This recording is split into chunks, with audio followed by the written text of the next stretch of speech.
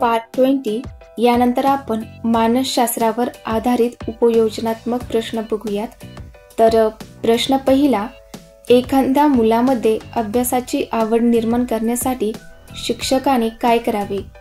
तर उत्तर आहे त्याच्या आवडीच्या विषयांवर आधारित शिक्षण देणे आणि अभ्यासात खेळ आणि मनोरंजनाचा समावेश करणे।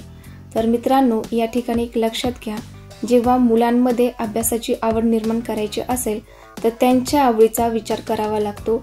तसेच ते इंटरेस्टिंग झालं पाहिजे आणि त्यामध्ये काही गेम्स वगैरे किंवा त्यामध्ये खेळ असला पाहिजे, जेणेकरून मुलांमध्ये अभ्यासाची आवड निर्माण होईल।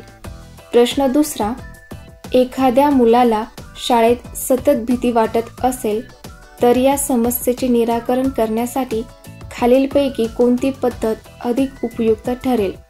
तर उत्तर आहे त्यांच्या भीतीचे कारण शोधून त्यावर समुपदेशन करणे। तर मित्रांनो, जेव्हा असे प्रश्न येतात तेव्हा समुपदेशन करणे, मार्गदर्शन करणे, उपाययोजना करणे हे त्याचं उत्तर असू शकतं। प्रश्न तिसरा, एखाद्या मुलाला वारंवार राग येत असेल तर यावर नियंत्रण मिळवण्यासाठी काय करावे? तर उत्तर आहे त्याला शांत राहण्याचे आणि दीर्घ श्वास घेण्याचे प्रशिक्षण द्यावे। प्रश्न चौथा, मुलांच्या आवडीनिवडी आणि कल ओळखणे शिक्षकांसाठी का महत्त्वाचे आहे? तर उत्तर आहे त्यांच्या शिकण्याच्या पद्धती आणि क्षमतानुसार मार्गदर्शन करण्यासाठी मुलांच्या आवडीनिवडी आणि कल ओळखणे शिक्षकांसाठी महत्त्वाचे आहे। प्रश्न पाचवा, जेव्हा एखादे मूल शाळेत नवीन असते तेव्हा त्याच्या समायोजनात कोणती गोष्ट मदत करू शकते? तर उत्तर आहे त्याला शाळेच्या वातावरणाशी हळूहळू परिचित करणे आणि मित्र बनवण्यास मदत करणे।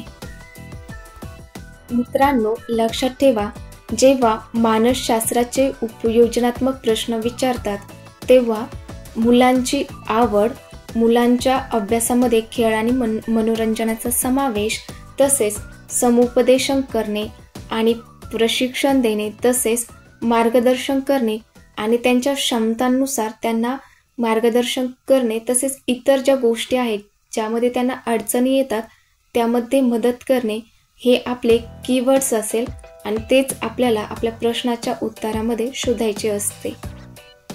मित्रांनो, असेच व्हिडिओ बघण्यासाठी लगेच सबस्क्राईब करा आणि व्हिडिओ जर आवडला असेल तर नक्की लाईक, शेअर आणि कॉमेंट्स करायला विसरू नका। व्हिडिओ बघितल्याबद्दल धन्यवाद। लवकरच नेक्स्ट पार्टमध्ये भेटूयात।